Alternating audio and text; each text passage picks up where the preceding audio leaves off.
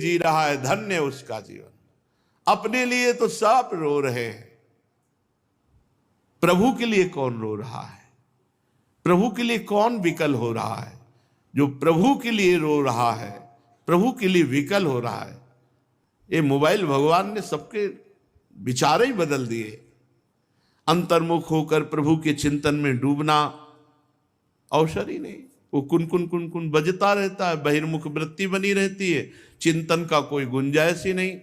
जहां सर्वात्मना न विसजेत बहिरिंद्रियाणी, जहां आदेश है महापुरुषों का कि अपनी इंद्रियों को बहिर्मुख ना होने दिया जाए, अंतर्मुख, तो ये मोबाइल जिनके पास है वो बातें चाहे जितनी बनावे, विश्वास कीजिए अंतर्मुख होने का समय नहीं।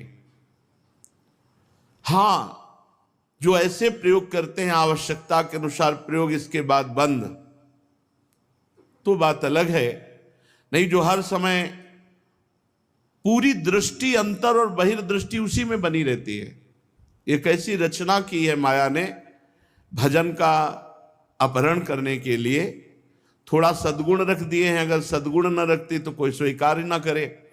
इसलिए आवश्यक होता है फोन करना, आवश्यक होता है, बहुत से कार्य अब मोबाइल से होते हैं। हाँ ठीक है, जड़ चेतन गुण दोष में विश्व कीन करतार, संत हंस गुण गाहें पे परिहरि वारी विकार। जैसे दूध पानी मिला करके रख दो तो हंस दूध पी जाएगा, पानी छोड़ देगा। ऐसे ही गुण दोष में संसार की रचना हुई है, तो इससे गुण स्वीकार कर लो और दोषों का त्याग कर दो। बात भी मोबाइल से करो तो दो चार शब्द आवश्यक बोल दो, जो बोलना है, कान पे लगा है, घूम रहे और में बढ़ता चला जा रहा है माया का प्रपंच। पूरी एकाग्रता कान में सुनने में और बोलने में, प्रभु का विस्मरण। और कहीं बुद्धि भ्रष्ट हो गई तो इधर उधर की बातें देखकर और मन मलिन। बहुत सावधान। माया भगवान की है, किसी और की नहीं। आप भगवान के हैं, किसी और के नहीं। दोनों को इस खेल में बराबर सामर्थ्य दिए भगवान ने। मम माया तो ममई वांशो। अब खेलो इस खेल में। आपको माया पर विजय प्राप्त करनी है। आपको इस संसार में रहते हुए जित संग दोषा होना है। किसी भी वस्तु व्यक्ति स्थान का दोष आपके ऊपर सवार होकर भगवान से विमुख कर दे, ऐसा नहीं होना चाहिए। आपके हृदय की धारा अखंड रूप से प्रियालाल के स्मरण में जाए तब तो ठीक, नहीं तो नहीं ठीक है। तो हम उन उपासकों से प्रार्थना करते हैं जिनका भगवान की कृपा से परमार्थ लक्ष्य बन गया है। इस मोबाइल रूपी शत्रु से बचिए। बहुत सी इसमें आत्मघाती वृत्तियां हैं, आत्मघाती। बहुत सावधानी की जरूरत है। हम उपासकों से प्रार्थना करते हैं, जब आप प्रभु से मिलने के लिए चले तो आपको किससे फोन से बात करनी है। जिनको सेवाएं हैं तो गुरु कृपा से उनको बल मिला है। जिनको सेवाएं नहीं, आप कृपा करके मोबाइल अगर जरूरत भी हो तो छोटा वाला ले लीजिए। बहुत से ऐसे मनोरंजक सीरियल, दृश्य, बहुत से ऐसे फंसाने वाली बातें आती हैं जो आपको नष्ट कर देंगी। साधक उन्हीं से बचने के लिए तो एकांत सेवन करता है। मोबाइल पास है तो नष्ट कर देगा। बहुत सावधान। कोई बिरला ऐसा साधक होगा जो जित संग दोषा हो। भगवत प्राप्ति के लिए विषय भोग का चिंतन, ये सबसे ज्यादा घातक बात है। और जब तक भगवान की कृपा से आनंद की अनुभूति नहीं होती, तब तक मन विषयों में ही सुख खोजता है। निज सुख बिन मन होई की थीरा। जब तक आत्मानंद का अनुभव नहीं होता, परमात्म सुख नहीं मिलता, तो मन इन्हीं भोगों में जाता है। स्त्री शरीर, पुरुष शरीर, ये वस्तु वो वस्तु, इन्हीं में भागता है। अब हमारे को अवसर मिला कि हम इनको घसीट करके मन और इंद्रियों को प्रभु में लगाए। बड़ा कठिन। एकांत केवल प्रभु के लिए। व्यवहार केवल प्रभु के लिए, तभी तो आप प्रभु के शरणागत माने जाएंगे। आपका व्यवहार तो व्यवहार है ही, एकांत भी प्रपंच है, तो क्या आप आत्मानंद लेंगे? फिर यही वृत्तियां भागेंगी संसार की तरफ। तो हे मानवगण, उज्जवल मदन गोपाल की मुस्कुराहट नहीं देखी तो क्या देखा? यार जिंदगी में सब कुछ देख रहे हो, एक बार भगवान को भी तो देखने की इच्छा करो। जिसने इस जगत को बनाया वो कैसा है? जो हमारा अंशी है, हम जिनके अंश हैं, वो कैसा है? एक बार तो मन में लालसा जागृत करो। और उसके लिए भजन, जब तक भजन नहीं तब तक लालसा नहीं जागृत होगी। उत्तम भजन, उत्तम भजन, अन्य कोई कामना नहीं, एकमात्र केवल प्रभु की चाह। अति शीघ्र सफल हो जाओगे यदि वृंदावन आ गए हो, सत्संग मिला है, और एक लालसा जागृत कर लो, कब मैं प्रभु को देखूं, और फिर इस लालसा से भजन करो, तो बहुत जल्दी, श्रीपाद कह रहे, बहुत जल्दी तुम्हें भगवत साक्षात्कार हो जाए। भगवान जानते हैं हृदय की तड़पन को। किसी ने कहा कितना जप करें तो भगवत साक्षात्कार हो जाएगा? तो क्या जप की संख्या से भगवान को खरीदा जा सकता है क्या? क्या तप के द्वारा भगवान को खरीदा जा सकता है क्या? नहीं। संख्या की बात पूछो तो ध्रुवदास जी कह रहे हैं एक बार जिन नाम ली शर्त है, हित सो होए अति दीन, प्रेम में भरकर अत्यंत दैन्यता पूर्वक एक बार जिसने पुकारा, ताको संग न छाणही, ध्रुव अपनो कर लीन। दर्शन की तो बात जाने दो, कह रहे उनका संग नहीं छोड़ते, सदा सदा के लिए अपना लेते। अब हम बार बार जप रहे हैं इसी बात के लिए कि वो एक बार वाली स्थिति आ जाए, अति दैन्य होकर, अति प्रेम में भरकर राधा राधा, वो स्थिति आ जाए। इसीलिए निरंतर जप कर रहे हैं, इसीलिए निरंतर अभ्यास कर रहे हैं।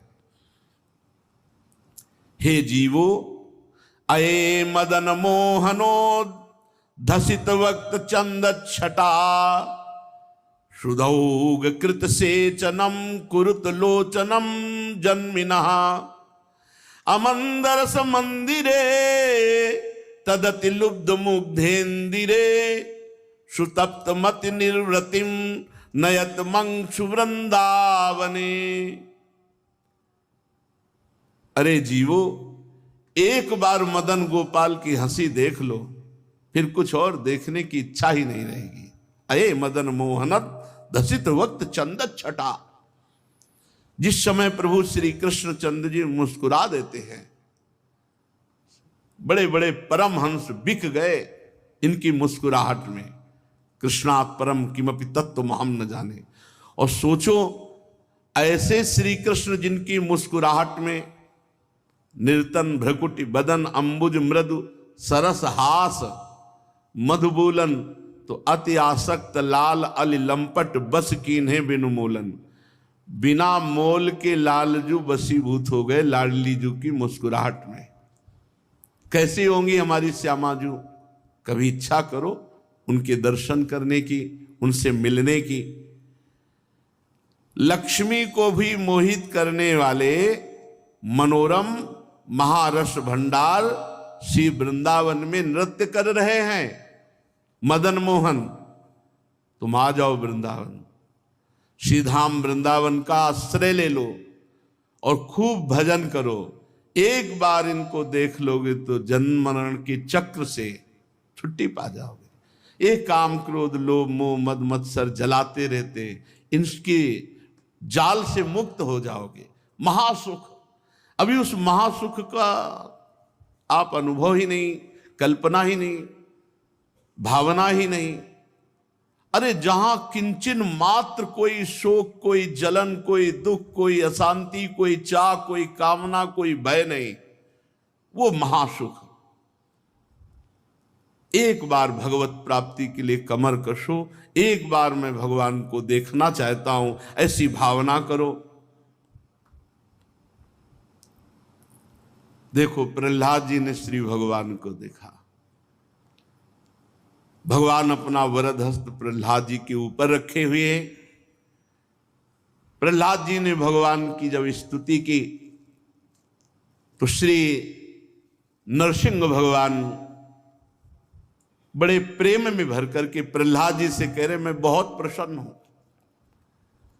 और मेरा प्रसन्न होना ये बड़ा दुर्लभ है, वरदान मांगो। प्रहलाद भद्र भद्रम ते प्रीतो हम ते सुरोत्तम वरम वृणी स्वाभिमतम काम पूरोष्म्य हम नृणाम। प्रहलाद, तुम्हारा परम कल्याण हो, दैत्य श्रेष्ठ, मैं तुम पर बहुत प्रसन्न हूं, तुम्हारी जो इच्छा हो मांग लो। मैं जीवों की संपूर्ण इच्छाओं को पूर्ण करने वाला हूं।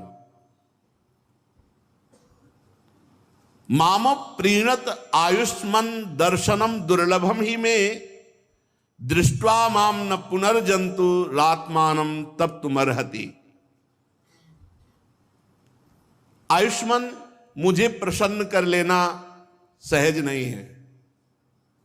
भगवान को प्रसन्न कर लेना सहज नहीं है। क्यों? क्योंकि किसी वस्तु, किसी पदार्थ, इन सबसे प्रसन्न नहीं होते। उन्हें चाहिए अपनापन, प्रेम, और जीव अपनापन, प्रेम शरीर और भोगों में दिए, इसलिए बहुत कठिन है। मेरा दर्शन मिलना बहुत कठिन है। क्यों कठिन है? क्योंकि भोगों में ही इतना सुख लग रहा है कि भगवान से मिलने की किसी की इच्छा ही नहीं, ईमानदारी से इच्छा नहीं। इच्छा ही भगवत प्राप्ति कराती है। प्रबल इच्छा उसी समय भगवान का साक्षात्कार। जिस समय गोपी जन प्रबल इच्छा करके रोने लगी, रुरुदु सुस्वरम राजन, कृष्ण दर्शन लालसा, प्रभु के दर्शन की लालसा से उच्च स्वर में रोने लगी हृदय से, तो तासा महावीर भूत छौरी स्मय मान मुखाम्बुजा पीतांबर धरा सृगवी साक्षान मनमथ मनमथा। उसी समय उन्हीं के बीच में भगवान प्रकट हो गए, करोड़ करोड़ कामदेवों को भी मूर्छित कर देने वाले महान सौंदर्य रूप में। भगवान कह रहे हैं, मेरा दर्शन बहुत कठिन है। क्यों कठिन है? बहुत सरल है। कठिन इसलिए है कि जननी जनक बंधु सुत दारा तनु धन धाम सुहृद परिवारा, इन सबकी ममता ताग बटोरी और मम पद मन ही बांध बर डोरी। ये बहुत कठिन है, इसीलिए भगवत दर्शन कठिन है। मां की ममता, पिता का प्यार, भाई का प्यार, घर की आसक्ति, शरीर की आसक्ति, स्त्री की आसक्ति, पुत्र की ममता, ये सब बटोर करके और प्रभु के चरणों में लगा दो, अभी दर्शन हो जाएंगे। यही बटोरना कठिन है। इसीलिए गुरुदेव भगवान की महिमा प्रकाशित है। जो हम जन्म जन्म में नहीं बटोर सकते, वो ऐसे चंद दिनों में बटोर देते हैं। चंद दिनों में हमारे सब ममता की जितनी रस्सियां हैं वो सब बटोर कर प्रभु के चरणों में लगा देते। बलिहारी गुरु आपने गोविंद दियो मिला। बलिहारी है, उन्होंने हमारी सारी ममता समेट कर प्रभु के चरणों में कर दी। तो मेरा दर्शन बहुत कठिन है, भगवान कह रहे हैं। परंतु जब मेरा दर्शन हो गया, अब फिर उसके हृदय में कोई ताप, कोई चाह, कोई कामना नहीं रह जाती। मैं समस्त मनोरथों को पूर्ण करने वाला हूं। इसलिए सभी कल्याणकामी परम भाग्यवान साधुजन कोई कामना न करके जितेंद्रिय होकर समस्त वृत्तियों से एकमात्र उपाय करते हैं मुझे प्रसन्न करने का, मेरे दर्शन पाने का। भगवान ने कहा कि वरदान मांग लो, क्योंकि मेरा दर्शन समस्त कामनाओं को पूर्ण करने वाला है। प्रहलाद जी तो बड़े महाभागवत। प्रहलाद जी ने कहा, माम माम प्रलोभयोत्पत्त्या सक्तम कामे सुतैर्वरै तत्संग भीतो निर्विण्णो मुमुक्षस्त्वामुपाश्रितः भृत्यालक्षण जिज्ञासुर्भक्तं कामेष्वचोदयत् भवान संसार बीजे सुहृदय ग्रंथिषु प्रभु। प्रभु, मेरा जन्म दैत्य कुल में हुआ है, असुर कुल में, और असुर कुल जन्म से ही भोगों में रत, तो शायद इसीलिए आप मुझे कह रहे हैं कि वरदान मांग लो। पर प्रभु, मैं भुलावे में आने वाला नहीं हूं। ये महान भागवत है। भगवान से कह रहे अब ये भुलावे में डालने वाली बातें मत करो प्रभु, कि वरदान ले लो, ये लुभायमान बातें। हाँ, मैं मानता हूं असुर कुल में जन्म हुआ है और जन्म से असुर भजन विमुख होकर भोगों में लगे रहते हैं, तो शायद इसीलिए आप कह रहे हैं वरदान मांगिए। मैं उन भोगों के संग से डरकर, उनमें होने वाली तीव्र जलन से डरकर आपकी शरण में आया हूं, और आपके चरणों की शीतलता छोड़कर अब फिर वही भोग मांगू आपसे? नहीं नहीं, मैं भुलावे में आने वाला नहीं। भगवान, मुझ में भक्त के लक्षण है या नहीं, शायद यही जानने के लिए आप वरदान मांगने की बात कही है। क्योंकि जो आपका भक्त होता है वो आपसे कोई और वरदान मांगने की इच्छा कर ही नहीं सकता। शायद आप यही देखने के लिए पहला तो कहा कि मेरा असुर कुल में जन्म हुआ है, असुर जन्म से ही भोगों में रत रहते हैं, शायद इसलिए आपने वरदान मांगने की बात कही। दूसरी बात कही कि मैं भक्त हूं या नहीं, शायद यह देखने के लिए आपने वरदान की बात कही। प्रभु, ये जितने विषय भोग हैं ये हृदय को मलिन करते हैं। जितनी बार आप विषयों का सेवन करेंगे उतने आपका हृदय गंदा होता चला जाएगा, और ये जन्म मरण के चक्र को पुष्ट करते हैं भोग। इसलिए जगत गुरु, परीक्षा के सिवा मुझे तो कोई कारण नहीं दिखता। आप मुझसे बोल रहे हैं कि वरदान मांग लो, तो मुझे लगता है आप मेरी परीक्षा ले रहे हैं, क्योंकि आप परम दयालु हैं और अपने भक्त को भोगों में फंसाने वाले वरदान की बात कैसे कह सकते हैं आप? प्रभु, आशासानो न वै भृत्यः स्वामिन्याशिषात्मनः न स्वामी भृत्यतः स्वाम्य मिच्छन्योराति चाशिषः। जो सेवक होकर के स्वामी के सुख की बात ना देकर अपने सुख की चाह करे, धिक्कार है ऐसी सेवकाई को। सेवक सुख चाहा मान भिखारी, सेवक होकर स्वामी के सुख की बात ना सोचकर स्वामी से अपने सुख की चाह करे, धिक्कार है ऐसे सेवक को। वो सेवक नहीं, वो तो लेन देन करने वाला स्वार्थी है। और जो स्वामी से अपनी कामनाओं की पूर्ति नहीं चाहता, निष्काम सेवक, वो स्वामी के सुख के लिए सोचता है। तो प्रभु, मैं आपका निष्काम सेवक हूं, आपसे मुझे किंचन मात्र कोई सुख लेने की आकांक्षा नहीं, और आप मेरे निरपेक्ष स्वामी हैं। मैं निष्काम सेवक हूं और आप निरपेक्ष स्वामी हैं। प्रभु, जैसे राजा और उसके सेवकों का प्रयोजन व स्वामी सेवक का संबंध रहता है, वैसा मेरा नहीं है आपके प्रति कि भाई सेवक राजा की सेवा की और मनमानी भोग सामग्री प्राप्त की, जय हो महाराज। मैं ऐसा नहीं हूं। मैं आपका निष्काम सेवक हूं और आप निरपेक्ष मेरे स्वामी हैं। पर आपने कहा वरदान मांगो तो स्वामी की आज्ञा का पालन करना चाहिए। यदि स्वामी की ऐसी इच्छा है कि वरदान दें, तो मुझे मुंह मांगा वरदान दीजिए, ये वरदान दीजिए कि मेरे हृदय में कभी कोई कामना ही उदित न हो। तो आपकी आज्ञा का पालन भी हो गया। आपने कहा वरदान मांगो, तो ये वरदान दीजिए कि मेरे हृदय में कभी कोई कामना ही ना उत्पन्न हो। क्या मांगा?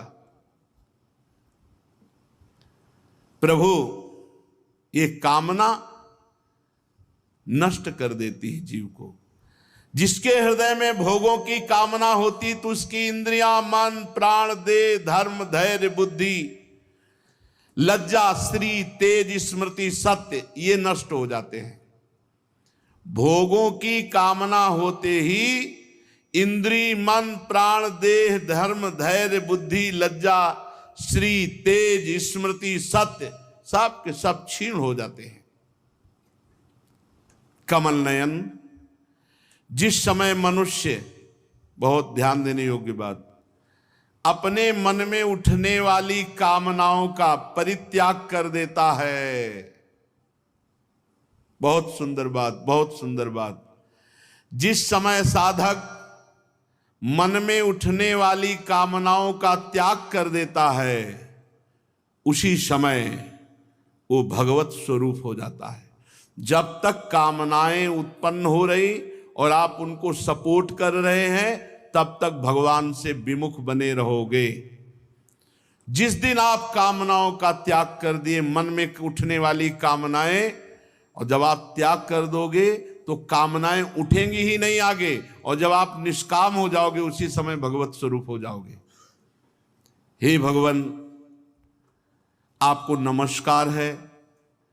आप सबके हृदय में विराजमान उदार शिरोमणि परब्रह्म परमात्मा है, अद्भुत नृसिंह रूपधारी श्री हरि, आपके चरणों में मैं बार बार प्रणाम करता हूं।